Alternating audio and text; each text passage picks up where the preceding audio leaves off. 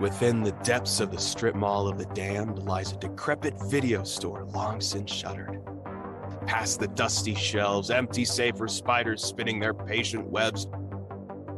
Beyond the ancient batwing doors guarding the sepulchre where once were hidden the perverse and heretical, a secret society assembles to scrutinize those films which are rumored to drive viewers to madness and dissolution.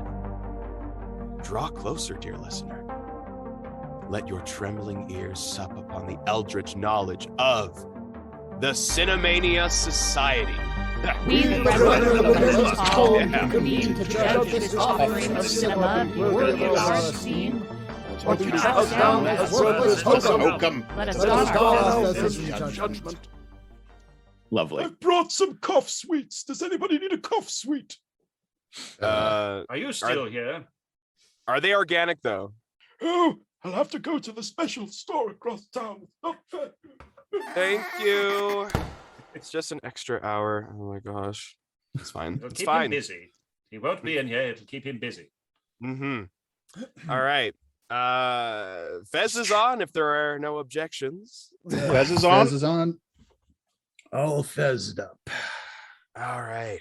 Welcome, brethren, to this conclave of the Cinemania Society. Please be seated. And welcome to our listeners to whom I will now issue this warning.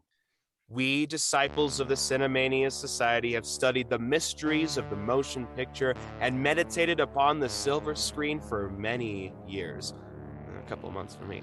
Therefore, we have become inured to the films we scrutinize, which may contain hazards unsuitable to young and sensitive ears. As such, we advise anyone listening to do so with discretion. Guard your ears carefully lest you develop a severe and irreversible case of cinemania. Brethren, we have a new member present at our conclave. This is... Hold on. That's what I get for ripping a bong with the American flag on it. Brethren, we have a new member present at our conclave. This is Brother Andrea, scholar of San Francisco. Excuse me? Hang on. You're damn right. Hang on. I knew we shouldn't have given them the vote. Women? Americans! Be silent, you contemptible old pudding. We shall henceforth be known as... We need to hash this out. It's been too long. I've been saying for weeks. Inquisitors. Inquisitors. I think we should call ourselves Inquisitors. No. Inquisitors, You can call yourself a Inquisitor if you want to, but no, just no. For the Cinemania Society, I think we should just be Cinemaniacs. I keep saying that. You guys want to make this too complicated. No, It's but like we're the trying to brand. prevent Cinemania. That doesn't make any sense. If we're I always Cinemaniacs, we wanted fall to in. be a cowboy. Okay. Animaniacs reminds me of that TV show, Animaniacs, and we're not black and white. We Yeah, and- scrutinize films. Why don't we just be scrutinizers then? But who wouldn't want to call back to Mel Brooks's great film History of the World Part 1 with the Sinquisition? We're holding a Sinquisition. It makes sense. Oh, dear. Yeah, I'm sorry. My racial memory is tingling at that one. Yeah, nobody expects this Inquisition, right? Oh, dear. Yeah. Oof. Yep. That's a rough one. In any case, welcome to our fold, Professor Andrea, scholar of San Francisco. Also present at our conclave tonight are Sinquisitor Ethan, keeper of the lenses, It's through my charges, truth is refracted. Scrutinizer Zachariah, guardian of the door, I still don't know why I let any of you into this place. Verifier Andy, master illuminator, And glowing softly. Profligator Daniel, possessor of the word. Yeah, and I'm gonna need you guys to sign off on all of my expense reports from that trip to Interzone. We'll get to that when we get to that. I am Repositor Andre, voice from the outer world. I will be serving as Pontifex of Presentment for tonight's subject of scrutiny. Fred M. Wilcox's 1956 science fiction epic, Forbidden Planet. That's the Forbidden Planet. We don't go to the Forbidden Planet. They do go to Been the to- Forbidden Planet. They do, actually, yeah. They You went can't go there. there, it's forbidden. What happens on the Forbidden Planet stays on the Forbidden Planet. Can't go there, it's too forbidden. Is there a Bidden Planet then? Yes, There's also a midden planet, but nobody likes to go there. that Midden Planet is mid. I understand that place is quite trashy. That's the flyover planet, right? Oh, And there's except for the many flies flies. over it for certain, yeah. Truly the Branson, Missouri of planets. Oof. God. Wait, you're British. How do you know that? Everyone knows about Branson, Missouri. Misery, I believe it's pronounced misery. Branson Misery. Mm. This film was the apotheosis of the first golden age of science fiction and has long been upheld as the grandfather of all science fiction films that followed. It was a movie that so tickled Gene Roddenberry's Rod and Berries that he created the original series of Star Trek in its image, itself a franchise well documented as a source of Cinemania. Tell me about it. Other low-budget ripoffs for film and television followed, including Lost in Space. Ugh. And it is fair to say that this film created in the public an appetite for science fiction movies, which to this day has never been sated. This, Cinemaniacs, is a keystone example of Cinemania. Gasp at atomic super robots being unfailingly polite. Scream at sexual politics that age like old milk in a sauna. Cry at the sight of rare animals being vaporized by the unfeeling rage of Leslie Nielsen. This is Forbidden Planet.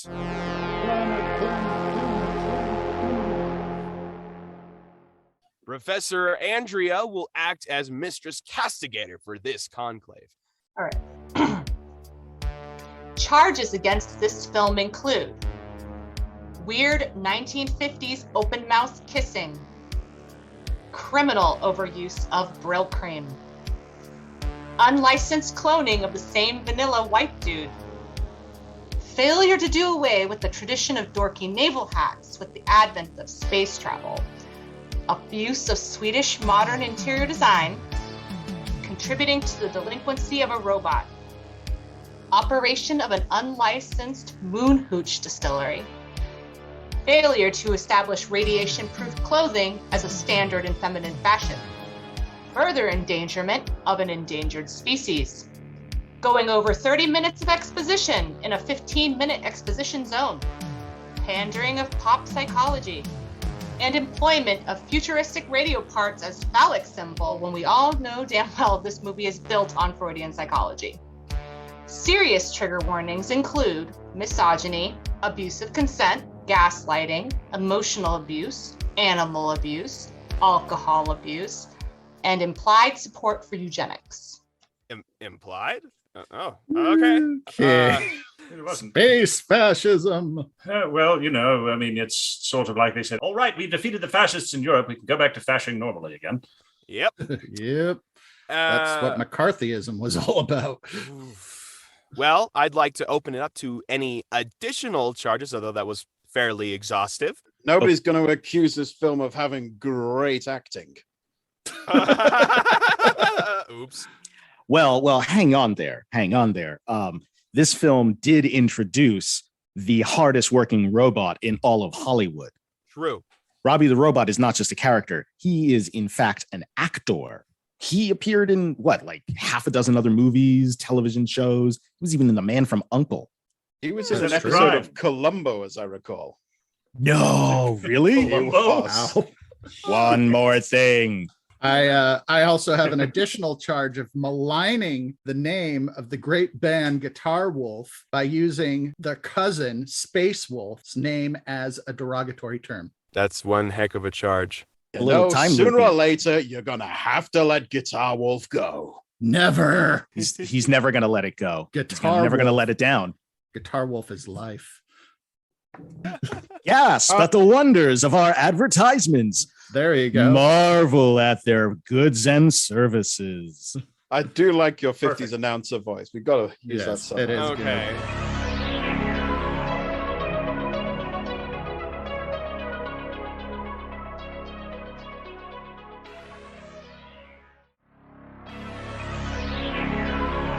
we return? Looks like it. We are back, and I'm stuck in this voice. Hold on. Oh, okay. I think I'm good now. Brother Methuselah back with those. I've got more cough sweets. I've brought There you we the go. cough sweets. Would you like the cough sweets now? About time. It looks like this one contains sugar, so I'm gonna have to pass on it. Sorry. While you're out, Brother You want- Methuselah, can you find me a left-handed screwdriver? Left-handed. I think I've got one just in my box over here. I'm just going to go and get it over. I'm going to lock the door behind him. Thank you. So, we have a story of spacemen and the repressed, weirdly horny space ladies who love them against a backdrop of atomic fury and robot butlers. It's not exactly Shakespeare. We are the stuff as dreams are made on, and our little life is rounded with a sleep. What past is just prologue. It is actually Shakespeare. This, dear friends, is actually a version of The Tempest. Believe it or not. Yeah, I was about to say that. I'm British. I knew that. Yeah, sure you did.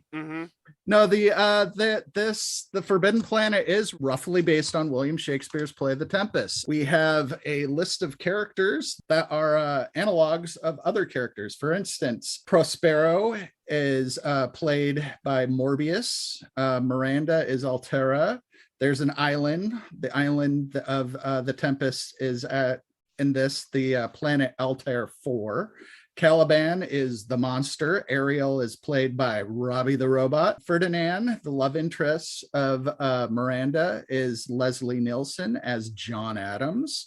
And the entire theme of nature and magic is an analog for technology in this one. But the main way these two interpretations differ is The Tempest had a happy ending where nature and magic found a way to coexist with the world, where in this, man's hubris with technology and our emotions got in the way and caused the id monster, which causes destruction. But I digress a bit.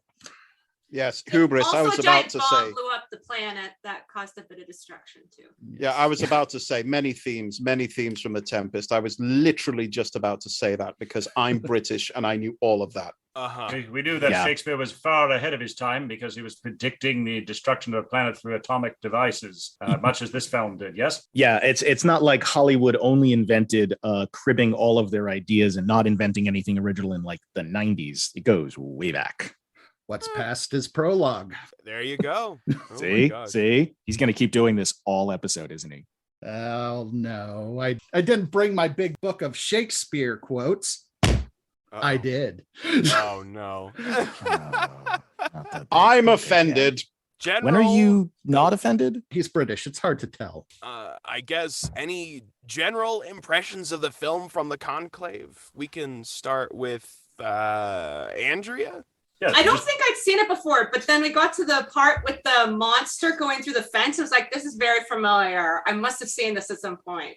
Funny impressions for being a movie during the Hays Code when they couldn't openly show sex. It was actually extremely creepy the way they get you thinking about what could have happened off screen. Oh, yeah. Yep. Or there's that swimming scene, of course. Of course. Oh, we're going to have a lot to say about the sexual politics of this film. Oh, I bet. Yes. So I will say I've seen this movie numerous times. My dad actually brought it home for us on VHS when I was, I want to say 6. We had literally just seen Return of the Jedi in the theaters, and he thought, oh, these kids, they really like science fiction. And this movie, would you believe it or not, scared the hell out of me. Me too. Right? Had almost You exactly too? the same thing when I was a kid. Yeah, my dad. The only difference was my dad brought it home on Betamax because that's what we had. Betamax. That's the forbidden format. Yeah, that was almost exactly the same scenario. We went to go see Return of the Jedi. We came home. My dad's like, "You like science fiction, huh? Let me show you this film that I watched when I was a kid. It just came out, special edition on and we watched it, and I had the same impression. It got to the whole like melting door id monster attack thing, and I was like freaking out and crying. You think my dad would have learned his lesson when he tried to show me Star Trek II, The Wrath of Khan, to a child who had suffered from the chronic ear infections. And we got to the scene where they were putting the bugs in Chekhov's ear, and I was freaking the fuck out. You think that would have helped him learn, don't show your kids scary films. That part of that movie freaked me out as a kid. Same. Too. Yeah. I was spared that for a few more years. It's funny how far this movie goes back, and then he just kind of keeps coming back up I mean, I saw this film ages ago, and I had a vague memory of some hokey 50s science fiction nonsense in the back of my mind, and when it came up, we'd be watching this, I thought, oh no, not this piece of trash. I was expecting raw hokum from beginning to end, but it held up a lot better than I thought it would. I was gonna say, like, the sets and the backgrounds, they all hold up. Like, the acting is like the shaky bits, like a bad like backdrop at like a high school musical is like, just wobbling around in the front, and it's dressed like Leslie Nielsen, but like behind it, the spaceship and all the sets look great. Yeah, I had a surprisingly good time watching the film, notwithstanding all the problematic bits that don't age well. I also learned about deceleration. That's something they don't talk about in sci-fi anymore. That's also true. Very true. Oh, they're not going to tell you about deceleration in film school. That's something that I think is a reasonable point, though. Like, they were thinking about the science as they were doing it. The idea like, no, you have to slow people down from these incredible speeds that the ship is having to move at, in hyperspace or what have you, as we're reverting from hyperspace. They actually kind of touched on this a little bit in The Expanse, when they had somebody travel through the ring, and then suddenly he just turned into red gelatin. I am the shadow of the waxwing slain. Yep. No, I thought that it was also very interesting, and this was made, well before the general use of computers and their use of naval technology, and just kind of reimagining it for how you would develop spaceships. I thought was quite interesting. There was an attempt to actually use some hard science in this movie. It's like when you watch the old Flight to the Moon or something, where the Lumiere brothers. Yeah, it's sort of like watching that in an extent that you're just seeing how people from another time pictured space flight, and it's interesting. And they were making the effort. They were really trying to imagine what the future might be. At the same time, I feel like they may have made a little too much of an effort. I mean, the script kind of read like it was written by the Imagineers from Disney who designed the set and props. Like every time they see a new thing, it's like, oh, and now this is Robbie the robot, and let me tell you all about his wonderful features for 5 to 10 minutes. And then it's like, oh, and this is a beamer. This is what it does. And oh, this wonderful material that the aliens left behind. Let me tell you all about it. Now shoot it with your ray gun to prove that it is solid. Now do this. Now do that. Like, available now from your Avon representative. Like, it did feel like a low-key ad for Tomorrowland. He does. Yeah, does. They do have a 5-minute sequence where he's just showing the trash disintegrator. Yeah, right, exactly. So it takes you like literally 50 minutes to get to real home of tomorrow exhibit. Welcome science to fiction porn. It's like 2/3 of the movie is that. I think we can agree it's an artifact from another time, and as I always say, past is prologue. It's like a little time capsule. That was as original as Hollywood. Way to go. You might even say, what's past is prologue. All right. Maybe we should start walking through the movie a bit. Yeah. So what is this movie? Who is Robbie? Why is he so important? Let's find out. Andy, you're up. I'm back. I've got the screwdriver. And Not you, cups. brother Methuselah. Get out of the space. No. All right, then I'll just wait over here. I swear I locked that door. Get rid of that guy and don't let him back in. Yeah, put him back in his like glowing green like holding chamber. You need to do a better about keeping the door. I'm going to stand by the door this time. To be fair, I did send him for a screwdriver. All right, people collected in this conclave, it's time to begin. Now let's find out about Forbidden Planet. We open on a literal flying saucer approaching Altair. This is the 1950s US Navy in space. The spacemen are looking for a previous exploration party, and as they approach the planet, they're warned to go away by an irritable person we will later learn is Dr. Morbius. Because if you're going to be a super scientist in space in the 50s, you need to have a sinister name. The ship lands, and the planet seems to be entirely deserted. However, a dust cloud in the distance turns out to be Robbie the robot. And here he is, everybody. The real star of the show turns up early on. It's Robbie. And it's a pretty remarkable opening. He just appears out of the desert like something from Lawrence of Arabia. Like the bastard child of an ENIAC in the Michelin Man. Well, the whole dust cloud is Ariel from the Tempest, who is an air spirit. So this is another, analogy to the Tempest. Yes, I'm sure you realize that, though. But Robbie's not as nimble as Ariel is usually portrayed on stage. I feel really badly for the actor who had to be in that gonk suit. Like, just gonk. Robbie waddles onto set. Here's a funny bit about Robbie, though. Okay, almost immediately. So this is still one of the most expensive props ever built, like single props as a percentage of the budget ever built. And it was almost destroyed in this first take because they cast a really short person to be inside the suit and operate Robbie. And through his little voice box grill that's like lit up with blue neon tubing, that's where the operator would look out. Right before the scene, everybody went to lunch, and he had the classic 50s like 3 to 5 martini lunch and came back completely shithoused and was like stumbling around and almost tripped and destroyed Robbie until they pulled him out and fucking fired him on the spot. Oh God! They replaced him with another Robbie. Oh, that's wild. Yeah, it could have been someone. I was the original Robbie.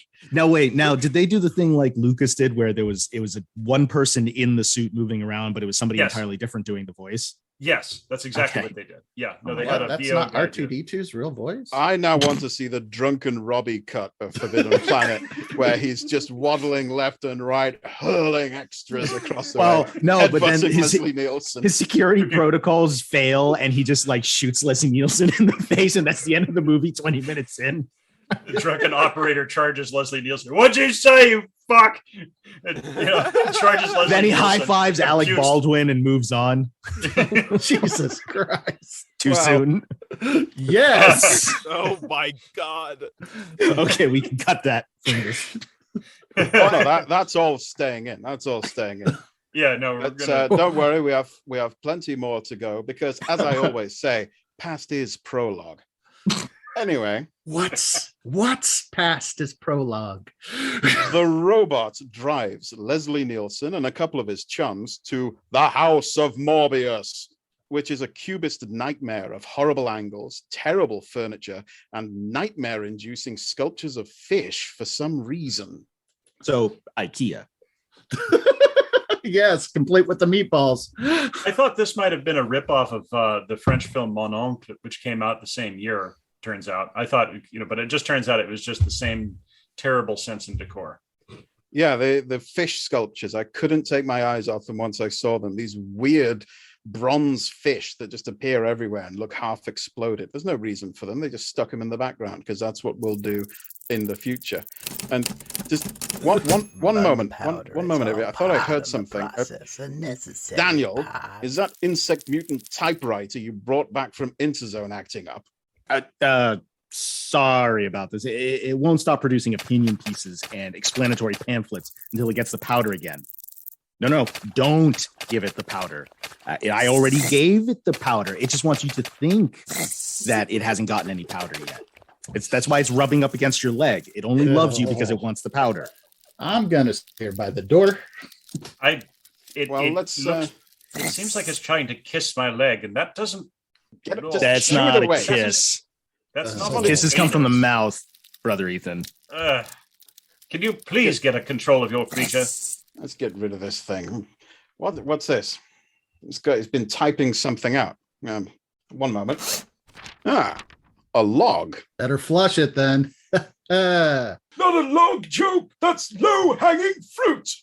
You're a low-hanging fruit, you ancient testicles-dragging bastard. All right. Get back in here. Get out. He's slippery. Locking the door again. Covered in oil. All right, let's see what we have here. All right, here we go. Clinical notes on subject Morbius, M, May 8th, 2185. That's weird. It's not 2185 yet. Says, subject shows highly evident narcissistic traits ranging from grandiosity of thought, extreme arrogance, and lack of empathy. Subject demonstrates an extreme sense of superiority and seems to feel he is entitled to deference. Subject claims to hold a PhD in philology and linguistics, but speaks at length about subjects ranging from particle physics to engineering without possessing any expertise in those fields whatsoever. Some antisocial elements have been observed as well, particularly the subject's interpretations of Rorschach inkblots, which demonstrate a subconscious fixation with sadistic violence. High Command has instructed that Morbius be cleared for auxiliary service aboard the Bellerophon, citing his credentials in linguistics. This physician grants clearance under extreme protest, with the additional caveats that this individual should be closely supervised at all times and should under no circumstances ever be allowed to act in a position of leadership.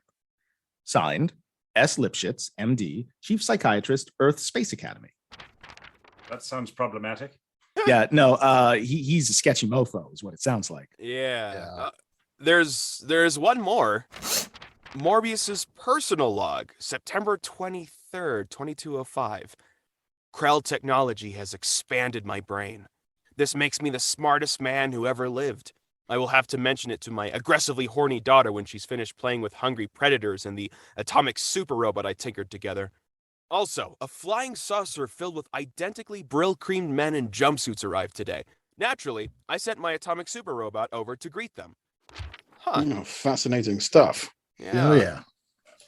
Do you suppose this might be a glimpse into what's occurring in this film? A window into what's happening? It's almost as if the Clark Nova can see into these characters' minds. I would assume nothing. It's high on roach powder. Like all the time. It's like nonstop, it's like I try to go to bed at night, it's just crying like I need more roach powder. Why the hell did you even bring that thing in here? You could have just brought a novelty stuffed donkey home from Interzone or something. That thing doesn't accidentally talk.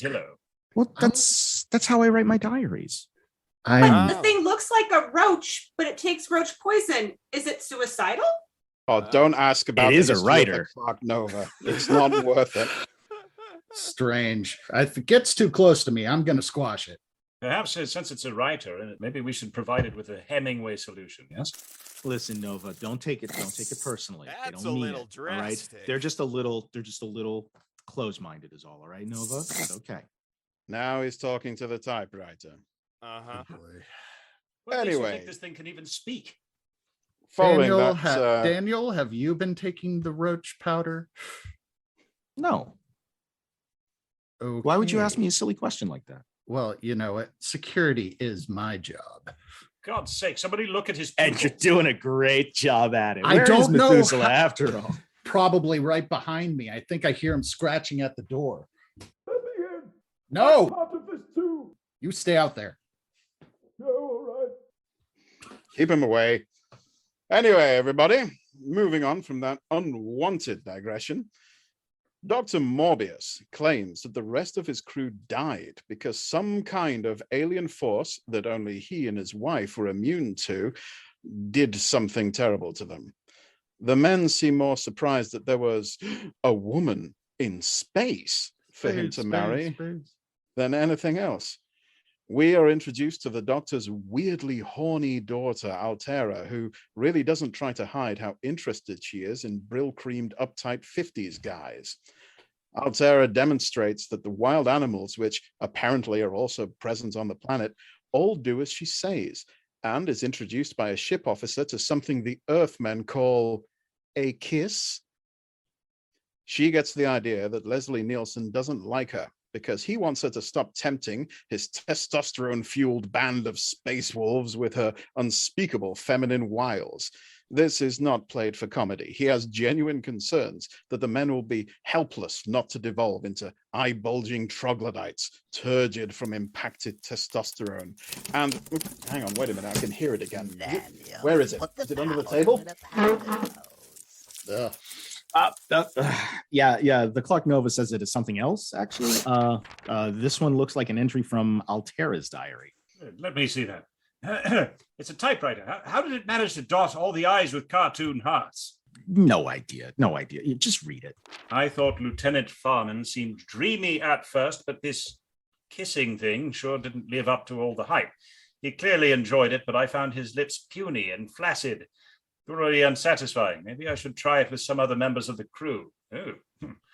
Captain Adams showed up to grump at me about the kissing. I don't know why. Maybe he wanted to kiss Lieutenant Farman. He also doesn't like how I dress and wants me to keep away from the crew. Maybe if I dress and act like a crewman, he'd be nicer to me.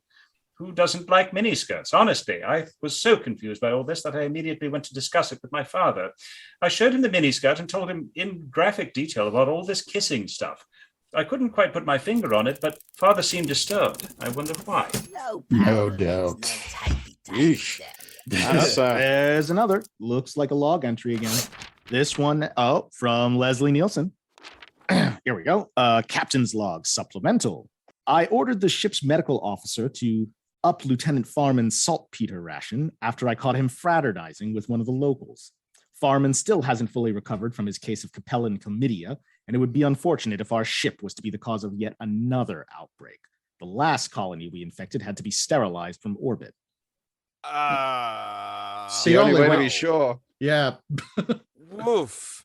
Yeah, imagine just a ship full of Captain Kirks. That's what we're dealing with here.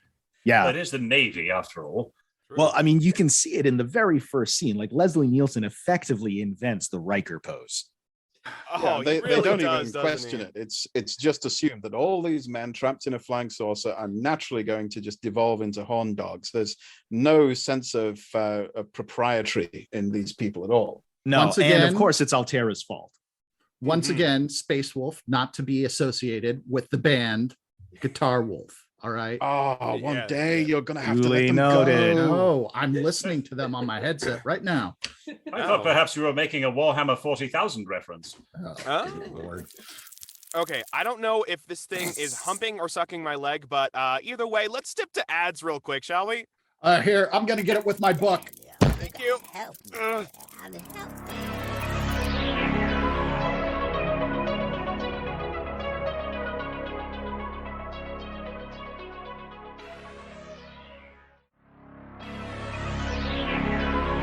And we're back! And it keeps happening. I'm sorry. Hello. Okay. I've got cough pastilles. Let me in. Do you want them? I'm good. Have you wiped the oil off yourself? Are you send me away again? Are you dressed? He is wearing his robe and his fez, but it does appear that he You has cannot clothes come as well. in until you are dressed and clean like a normal person. My clothes have rotted away over the decades.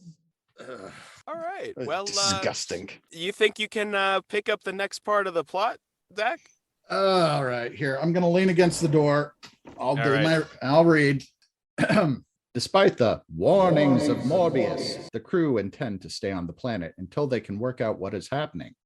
They then have to put up with the complaints of Morbius, followed by the vague threats of Morbius. The men leave. They intend to signal Earth for orders as soon as they can get their equipment set up. That night, the soda jerk they have aboard the ship for some reason decides to go on a walkabout and encounters Robbie and introduces him to the concept of hard booze. Later that night, something approaches the ship. It is invisible and manages to slip around the ship and sabotage some equipment. Leslie Nielsen decides that there is not exactly a long list of suspects and goes to hear the excuses of Morbius. Altera is surprised to see him. She has taken his stiff back, ramrod straight, and fully erect attitude of rigid refusal to be interested in her as him finding her repellent. It's either one thing or the other with this girl. While Leslie Nielsen flirts with Altera, a wild tiger appears. It leaps out at Altera, no longer calm in her presence. She is shocked by this, and Leslie Nielsen vaporizes the tiger with his ray gun.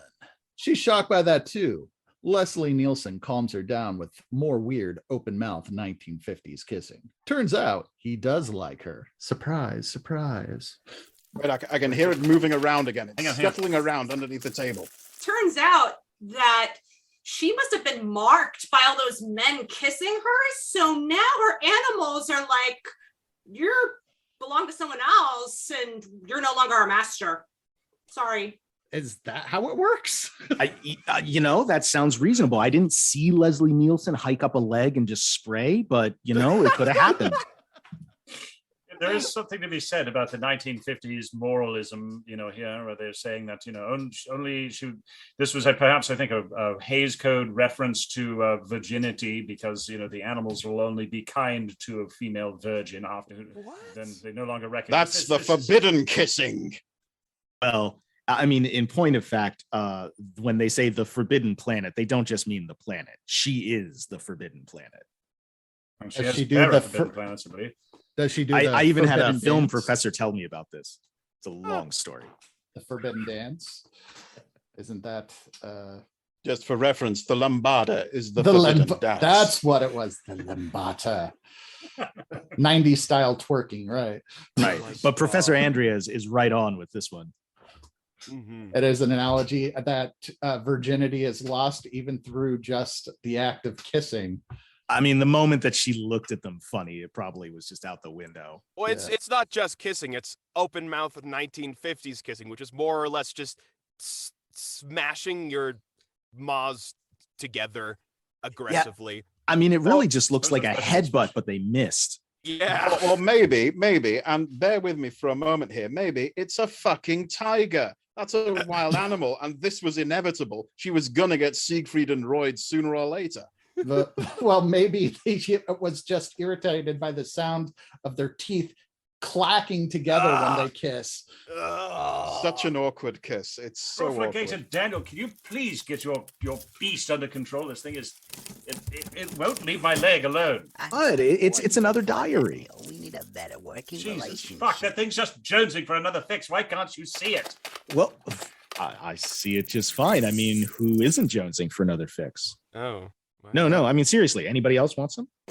No, thank you. Man, you've got to stay off the bug powder. I'm telling you, as your general well-wisher, if not colleague. All right. Hit me up after the show. I'd like to discuss this with you in a little more detail.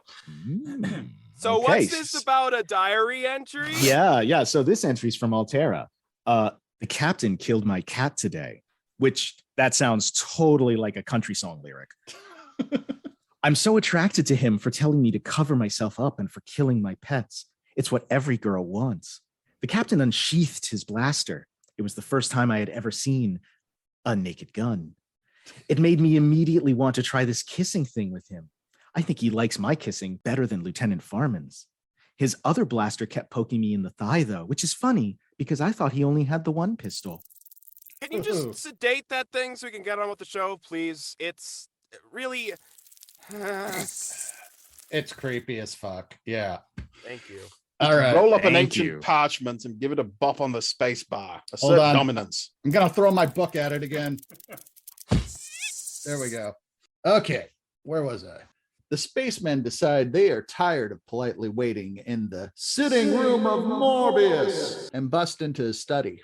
It seems he has been working on some strange, some might say, alien writing. Morbius arrives through a strange triangular door and agrees to tell them what's been really going on. In a visually striking set of scenes, Morbius shows Leslie Nielsen and his chum the gigantic network of nuclear-powered machinery under the planet. And this really holds up too. Like, I mean, graphics-wise, these actually really hold up.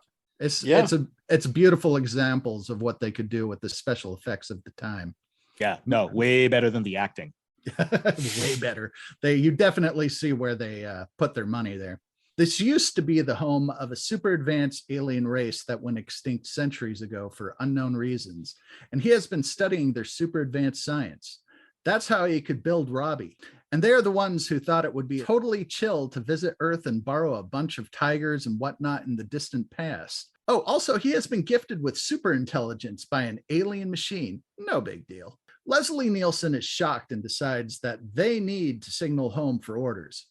Morbius has little choice in the matter, but makes it clear that he plans on only releasing snippets of alien super science because man is not yet ready. Leslie Nielsen is expecting more trouble, and so he has an electric fence and defenses placed around the ship. But the invisible something returns, and this time there's a ferocious battle. Men barely manage to get through it, and they realize that they are dealing with something that could kick their ass 6 ways to Sunday. While this is going on, the 1950 chef has snuck off again and is getting completely wasted with Robbie, who has now produced vast quantities of booze. What a helpful robot, that Robbie. We love Robbie the Booze-Bot. Can we talk about this cook for a second? Like, why did they bring this cook along and he's dressed in like the old white hat and the apron and like there's no walking around on an alien landscape and he keeps the apron. Right, he goes everywhere with them, wherever he wants. He just wanders around. He's not just staying on the ship, which, by the way, we can see the interior of it is too small to have a kitchen. That is true. Well, galleys were often sort of knock together affairs in the middle of everything else. But I believe, you make a good point about the sartorial choices for this chef. I mean, he's the only one of them who has a piss cutter hat, those flat sort of chef hats. And the rest of them are all wearing, I would call spaceball hats. They're all they look like they're about to go have an intergalactic game of baseball. Definitely not cricket. No, but yes, you make a good point. He wanders drunkenly around the planet looking like an extra from Happy Days. And the booze, that he has him make too is Kentucky bourbon. I mean, damn, that's stuff that will strip the paint off your insides. That's just what they were doing in the 1950s. You had your consciousness stripped from you by this alcohol. Yeah. The 1950s were a time of heavy drinking, but I mean, even for the 1950s, sailors are known for drinking. Maybe that's how it used to be, but do remember, past is prologue. What's past is prologue? What's past is prologue? God damn it, that thing just licked my ankle. It's scuttling around down there. What the hell is it doing? Well, that looks like another entry. Oh, it's from Adams this time, or Leslie Nielsen. Oh. Captain's log, I bravely ordered crewmen Jones and Smith to attack the invisible monster point blank with their long-range blaster rifles, exactly according to Academy teachings. Neither survived. Space tactics for dummies might be obsolete at this point. In any event, the odds of victory were improved when the ship's cook returned with 60 gallons of whiskey that he found somewhere. I am ordering a half-gallon per man to fortify them for the next totally pointless fight. See, now he's starting to sound like Kirk. Yeah. Took him the whole movie. Office look down on this kind it's time of that damn typewriter got the shoe treatment. Come here, you little bastard! Come here!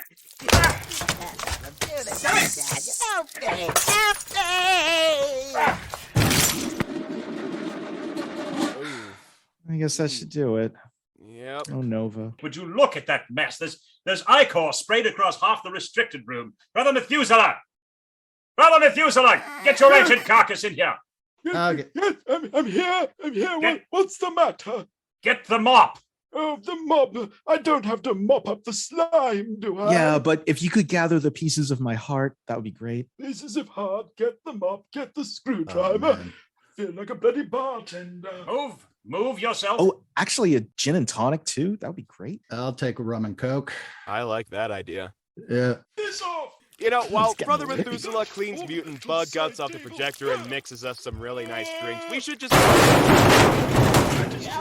fuck it. We're going to commercial, everyone.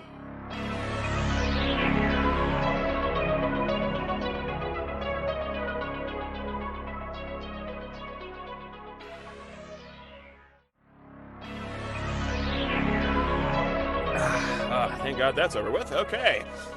Who's doing the next part of the summary? Professor Andrea. Cool. Let's hear it. Professor.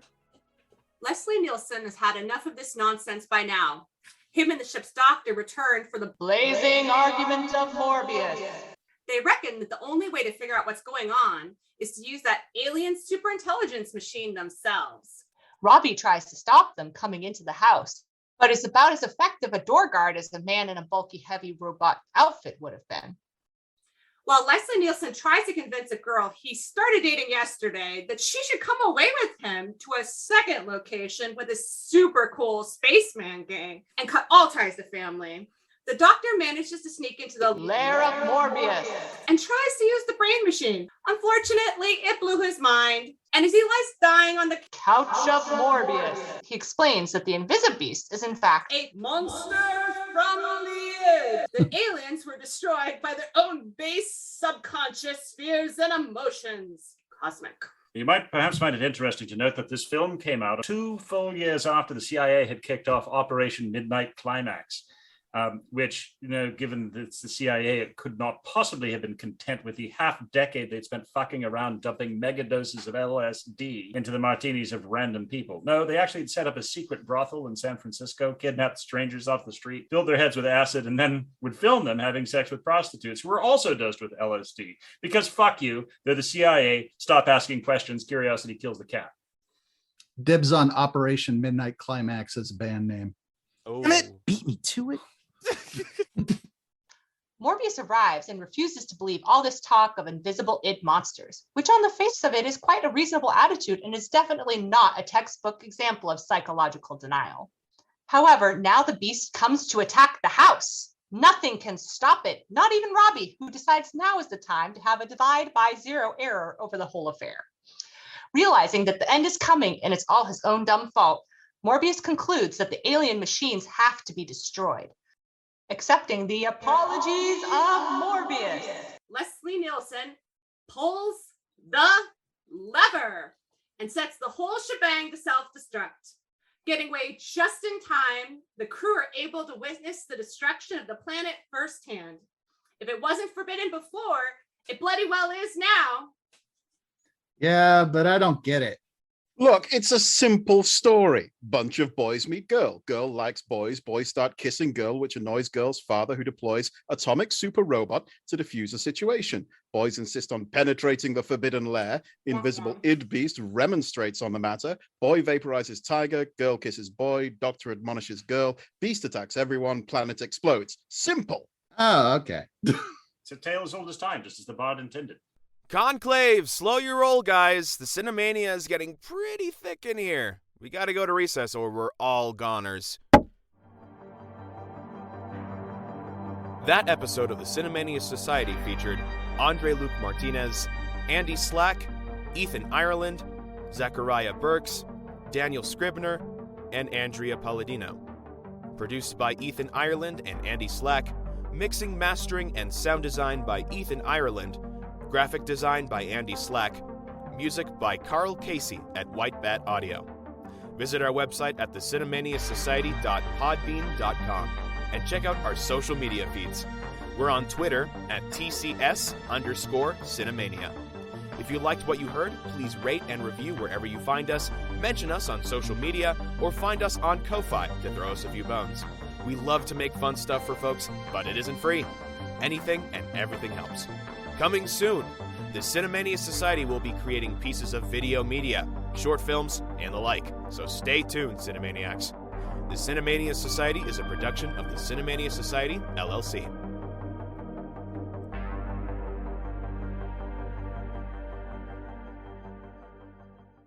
Oh, I shouldn't have to do all of this at my age, cleaning up bits of slime and keyboard and bug parts. Oh! I stepped on a letter K. Oh, it is the cruelest of letters. Unacceptable. I shall vent my fury upon the furniture.